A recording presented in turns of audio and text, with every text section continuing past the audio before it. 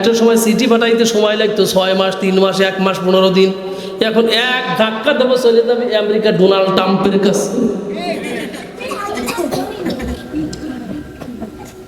ও দেশে মোবাইল আইছে, চিঠি বন্ধ হইয়া আছে, দিওয়ানা বানাইছে। হ্যাঁ হ্যাঁ, ভোলা মাইয়ার মনের কথা ভাসে বাতাসে। ও দেখো ভোলা মাইয়ার মন বাদা ফেসবুকে এখন। হ্যাঁ, মোবাইলে সেটিং করে কাটায় সারাক্ষণ। এই আগে রাত্রিবেলা বাসর জবের কাজ দিয়ে যাওয়া যায় নাই, কেমন কিটকিট কিটকিট শব্দ আসছে, ভয় লাগছে। আর এখন বাসর জব এত বেশি ক্লিয়ার, করোলা বাড়াবে না যুবকদের পাশার ধাক্কা। এই মোবাইল পাইয়া দেখো মদনের মাইয়া, বল বলি, এই মোবাইল পাইয়া দেখো মদনের মাইয়া কি কাণ্ড ঘটাইলো, স্বামীর সংসার রাইখে নাকি পালাইয়া গেল। কথা কয় না, আবার টিকটাক আসিয়া সব দিছে খুলিয়া, দরবেশ বাবা দরা খাইছে দাড়ি কাটিয়া। এই মোবাইলে হায় কি জাদু আছে ভাই, এই মোবাইলে হায় কত জাদু আছে ভাই, পুলা মাইয়া বুঝা আছে, কোরআন হাদিস তুলে রাখছে সপ্তম আকাশে। কথা ভাই না, মোবাইল আসার পরে স্ত্রী আর স্বামীর তক্কা করে না, কয় যা খুশি হোক গা, যায় আসে না। স্বামী কয় বউরে তোমারও লাগবে না, মোবাইলে বউর অভাব না। এ মুসলমান ভাইরা ভালো করে বুঝবেন যে কথা বলতেছিলাম, সকলখোর বাড়িতে এসে কয় ও খালা, যাওয়ার পথে যা দেখছি বলা যায় না, খালুর তো চরিত্র ভালো না। খালা কয় তাইলে কি করা যায়? কয় আমি পুরাতন মানুষ, আমার অনেক অভিজ্ঞতা আছে, একটা তদবির যদি করি খালু চিকিৎসায় ভালো হওয়া যাবে। কয় তদবির? এক তদবির যে খালা, খালু ভালো হওয়া যাবে। খালা কয় করিস না কেন? করলেই তো পারিস। কয় খালা কি বলবো, করার তো একটা ফর্মালিটি লাগবে, ওষুধ লাগবে, মেডিসিন লাগবে, অমুক জায়গার মাটি লাগবে, অমুক কুয়ার পানি লাগবে, এই সেই 700 চলতি নদীর পানি লাগবে, নানান কিছু। ও খালা তোমার এই তদবিরটা বড় মারাত্মক তদবির রে খালা, কি করা যায়? বলে খালুর বুকের পশম যদি আনতে পারো, 3টা পশম তুলে আনবা কিংবা কাটিয়ে আনবা, আনলে পারেই খালুটা ভালো হওয়া যাবে। কি করা যায়, কিভাবে আনা যাবে? খালু যখন রাত্রি ঘুমায় যায়, ঘুমানোর পর আস্তে করে 3টা চুল, 3টা পশম কাটবেন, কাটার পর আমার কাছে নিয়ে আসবেন। আমি গভীর রাত্রে 30টা মোমবাতি জ্বালাইয়া একটা ফু দেবো, খালু আমার ভালো হওয়া যাবে। খালা চিন্তে করলো কথা তো ঠিক রে, খালুর পশম একটা ব্যাপার হলে এক জায়গায় থাকি, পশম নিয়ে নেব না, সমস্যা নেই। সকলখোর সন্ধ্যার পরে ডাক দিব, খালু কি বলবো, দুপুরের পর তুমি তো বাড়িতে ছিলে না, বাজারে গেছো। আমি দেখলাম খালার কাছে একজন যুবক আসলো, খালার তো সম্পর্ক পরকীয় সম্পর্ক। এই 2জন সিদ্ধান্ত নিছে আজকে রাত্রে তোমাকে দুনিয়া থেকে বিদায় করে দেবে। কখন বিদায় করবে বলে সিদ্ধান্ত হয়েছে তুমি যখন ঘুমাইবা তখন। সকলখোর বুদ্ধি দিচ্ছে। খালু যদি বিশ্বাস না হয় আপনি ঘুমের বান করে দেখেন, নগদ প্রমাণ আপনি ঘুমের বান করে দেখেন। খালু বিছনায় যা ঘুমের বান করছে, আসলে তো ঘুম না, নকল ঘুম। ঘুমাবের গেছে খালু বিছারা, খালা বিছারা খুর নিয়ে কেবলমাত্র গলার নিচের পশমে ফেলে দিছে। খালু হাসুদের বিটি করলি কি রে, করলি কি? যা শুনছে সত্যি সত্যি কটা কবে থেকে শুরু করছে, সত্যি কথা কয়। খালা কয় না রে, আমি তো কিছুই করে নেই, তোমার ভালো বানানোর জন্য পশম নেওয়ার জন্য। এদের পশম নিতে তোর চাকু লাগে রে। এ মুসলমান, আর কি ওই পরিবার টিকে আছে? টিকে আছে। কয় তোর বাপও তালাক, তোর মাও তালাক, তুইও তালাক, তালাক তু তালাক আন সালা সান বাইকিন আন চলে যা বেড়ার নদীর উপার লাগিয়ে গেছে। এই হলো সকলখোরের ধর্ম, আছে না? মুসলমান, সকলখোর ব্যক্তি বিনা হিসেবে জাহান্নামে যাবে, কোনো হিসাব নাই। হিংসুক যারা, তারাও জাহান্নামে যাবে, কোনো হিসাব নাই। আমার আপনার নবী বিশ্বদুলার মুহাম্মদ রাসূলুল্লাহ সাল্লাল্লাহু আলাইহি ওয়াসাল্লাম বলেন, আল হাসাদু ইয়াকুলুল হাসানাতি কামা তাকুলুন নারুল হাতাব। হিংসা এমন একটা গুনাহ, এমন একটা অপরাধ ও মুসলমান, আগুন যেমন খলিকে জ্বালায় দেয়, পুড়ায় দেয়, হিংসা তেমন তোমার জীবনের আমলকে সে ধ্বংস করে দেয়। এই সময় যে কত মানুষ পাইবেন, কেউ আছে অহংকারী, কেউ আছে হিংসুক, কেউ আছে পানির স্রোতের সাথে নিজের মত পাল্টায়, নিজের সিদ্ধান্ত পাল্টায়, চেহারাও পাল্টায় দেয়। আছে না নাই? আছে না নাই? বলবনি নাকি খারাপ লাগতেছে? আপনার সমাজে গাছ আছে না নাই? গাছ আছে। গাছের পাশ দিয়ে যাইতেছেন একজন আল্লাহর ওলি।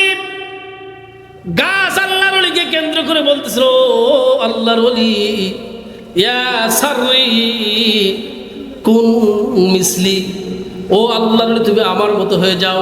আল্লাহর ওলি ডাকতে বলেন, কাইফা আকুনা মিসলাকা, আমি তোমার মতো হব কিভাবে? গাছ বলতেছে, ইন্নাল্লাযীনা ইয়ারমুনানি আরমিহিম বিল আসমার। গাছ বলতেছেন, ইন্নাল্লাযীনা ইয়ারমুনানি বিল আহদার ইয়ারমিহিম বিল আসমার। বলে তুমি কি দেখো না, আমার দিকে যখন কেউ একটা ডেল নিক্ষেপ করে, আমার ফলটা তার দিকেই চলে যায়। কথা কয় না? ঠিক আছে না? আল্লামা জিন্নুন মিসরি রহমতুল্লাহ আলাইহি চিন্তা করলেন, কথাটা সত্য। গাছের দিকে ঢেল মারলে ফলটা তার দিকেই ছেড়ে যায়, এর চাইতে ভালো তো আর কেউ নাই। আল্লাহর ওলি জিন্নুন মিসরি রহমতুল্লাহ আলাইহি ডাক দিয়ে বলেন, কাইফা মাসিরুকা ইলান নার, তোমার এত গুণ আছে, তাইলে তোমাকে কেন জাহান্নামের আগুনে জ্বালানো হবে? মুসলমান ভাইরা, গাছ উত্তর দেয়, ফামলাইতু বিল হাওয়া হাকাযা হাকাযা, আমার এতগুলো গুণ আছে। বলে কতগুলো গুণ আছে?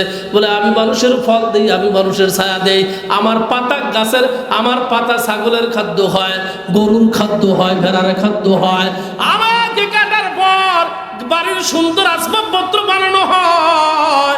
গুণ আছে আমার পর্যাপ্ত পরিমাণ, কিন্তু দোষ আছে একটা। কয়টা? একটা মাত্র দোষ আছে। ফামলাইতু বিল হাওয়া হাকাযা হাকাযা, আমার দোষটা হলো কি রে আল্লাহর ওলি শোনো, আমার সেই একটা দোষ হলো, বাতাস যেই দিক আসে আমিও সেই দিক চিত হইয়া যাই, বাতাসের বিরুদ্ধে রুখে দাঁড়াইতে পারি না, বাতাসের গতি যেদিক আমিও যাই সেই দিক, এই কারণে আমাকে জাহান্নামে যাওয়া লাগবে। ও ইমানদার মুসলমান, আপনার সমাজে আমার সমাজে এইরকম বাতাসমুখী আদম আছে না? না, জোরে কই না? মুসলমান ভাইরা, একটা সময় কিরিম শেখ, এখন কিন্তু দাড়ির অভাব নাই সমাজে, তার মানে ওরা জানে জামাতে ইসলাম দাড়ি রাখছে, আমরা দাড়ি রেখে ওদের সাথে মিশিয়ে যাই। কথা কয় না? লাফিত করে লস হয়েছে, সেলুনে আলাদা লস হয়েছে। একটু সময় যখন বাংলাদেশে করোনা ভাইরাস আসছে, মহিলারা মাস্ক লাগাইছে না? কথা কয় না? আপনারা পেপার পত্রিকা দেখছেন কিনা জানি না, ওই মাস্ক লাগানোর কারণে লিপস্টিক কোম্পানির ৮৬,০০০ কোটি টাকা লস। হ্যাঁ, সত্যি বলছি আমি, এই লিপস্টিক কোম্পানির ৮৬,০০০ কোটি টাকা লস এই ১০ টাকার মাছ আসার কারণে। এই মাছ এসে কি ভালো হয়েছে? কথা কয় না? ভালো হয়েছে, খারাপের শেষ নাই। আগে তাও ওইখান দিয়ে যাওয়ার সময় চিনা যাইতে আমার বউ যাচ্ছে, এই মাছ আসার কারণে কিচ্ছু বুঝি না, যায় কি গাড়ি, বাড়ির জাতি বউ আমার নাই। কারা গেলি কেন রে? ছোট বুড়ির বাড়িতে আইছি, খবর পাই সাদাতপুর রাস্তায় ঘুরতেছে। এই ইমানদার মুসলমান, হিংসুক, হিংসাকারীকে আল্লাহ তাআলা পছন্দ করে না রে মুসলমান। আজকে হিংসা করেন, ওর চেহারা সুন্দর, ওর ছেলের মাথা ভালো, ওর ছেলে বিদেশে চান্স পাইছে, ওর বাড়ি গাড়ি ইন্ডাস্ট্রি প্রপার্টিজের মালিক হয়ে গেছে, এই জন্য সমাজ হিংসা করেন। করেন কি করেন? ও কি চুরি করছে নাকি ডাকাতি করছে, আল্লাহর কাছে চাইছে, আল্লাহ দিছে। আল্লাহ পাক রব্বুল আলামিন কখনো তোমাকে দিয়েও পরীক্ষা করবে, কখনো না দিয়েও পরীক্ষা করবে রে মুসলমান। সর্ব অবস্থায় তুমি যদি বিপদের মধ্যে ধৈর্য ধারণ করতে পারো, আর ধৈর্য ধারণ করতে পারো, আল্লাহ তাআলা তোমার জন্য দিবে জান্নাত। ইন্নামা ইউওয়াফাস সাবিরুনা আজরাহুম বিগাইরি হিসাব। যারা ধৈর্যশীল তাদেরকে আল্লাহ তাআলা বিনা হিসেবে জান্নাত দিবেন। ও মুসলমান, নাম্বার 2, আল্লাহ আপনার সচ্ছলতা দিছে, সুন্দর স্বাস্থ্য দিছে, সুন্দর বাড়ি গাড়ি দিছে, সুন্দর নারী দিছে, সুন্দর বিবেক দিছে, দিয়েছে, এই জন্য তুমি আল্লাহর শুকর আদায় করো। আমার আল্লাহ পাক রব্বুল আলামিন বলেন, লাইন শাকারাতুম লা আযীদান্নাকুম ওয়া লাইন কাফারতুম ইন্না আযাবি লাশাদীদ। অপরাধের মধ্যে আল্লাহ তাআলা বলেন, মা ইয়াফআলুল্লাহু বিআযাবিকুম ইন শাকারতুম ওয়া আমানতুম ওয়া কানাল্লাহু শাকিরান আলীমা। ইমানদার মুসলমান আমার আপনার বানাইছেন কে? জোরে বলেন। খাওয়ান কে? পরান কে? সুস্থতার মালিক কে? অসুস্থতার মালিক কে? সম্পদ দেওয়ার মালিক কে? সম্পদ দেওয়ার মালিক কে? আমার আপনার ভালো মন্দ দেখার মালিক কে? মুসলমান ভাইরা, যিনি আপনাকে বানাইছে, যিনি আমাকে বানাইছে, উনি কি চায় আমার বান্দারা জাহান্নামী হোক? কোন মালিক চাই না তার সন্তান, কোন মালিক চাই না তার গোলামরা বিপদের সম্মুখীন হোক, তার গোলামরা কষ্টে থাকে। এইটা কোনো মালিক চাই না, কোনো মালিক চাই না। এ মুসলমান, আমার মালিক বলে, আমার বান্দা, তোমরা যদি দুইটা কাজ করতে পারো, আমি আল্লাহ তোমাদেরকে বিনা হিসাবে জান্নাতের ফয়সালা করে দেব। আমি আল্লাহ তোমাদের জন্য উত্তম পুরস্কারের ব্যবস্থা করব। আমি আল্লাহ তোমাদের জন্য মহা পুরস্কারের ব্যবস্থা করব। এরে মুসলমান, কাজ দুইটা অতি সহজ। আল্লাহ বলেন, মা ইয়াফআলুল্লাহু বিআযাবিকুম ইন শাকারতুম ওয়া আমানতুম। এক নম্বর, আল্লাহ তোমাকে দুনিয়াতে পাঠাইছেন, শুকর আদায় করবে কার? আল্লাহ তোমার প্রত্যেকটি অঙ্গ প্রত্যঙ্গ সুস্থতা দিয়েছেন, শুকর আদায় করবেন কার? আল্লাহ আপনার সুন্দর নারী দিয়েছেন, শুকর আদায় করবেন কার? সব ক্ষেত্রে শুকর আদায় করবেন কার? এক নম্বর হলো বান্দা যদি শুকর আদায় করতে পারে। দুই নম্বর, আমানতুম, যদি ঈমানের প্রতি অবিচল থাকতে পারেন। আল্লাহ তাআলা বলেন, ফাস্তাকিম কামা উমিরতা ওয়া মান তাবা মাআকা। হে নবী, আপনার উপরে যে আদেশ জারি করা হলো এবং যারা কাফের থেকে তওবা করে আপনার রাস্তায় আসলো, সবার উপরে একই হুকুম রে নবী, ঈমানের প্রতি অবিচল থাকেন, ঈমানের প্রতি অবিচল থাকেন। তাহলে কাজ হবে দুইটা, একটা হলো মালিকের শুকর আদায় করা, দুই নম্বর হলো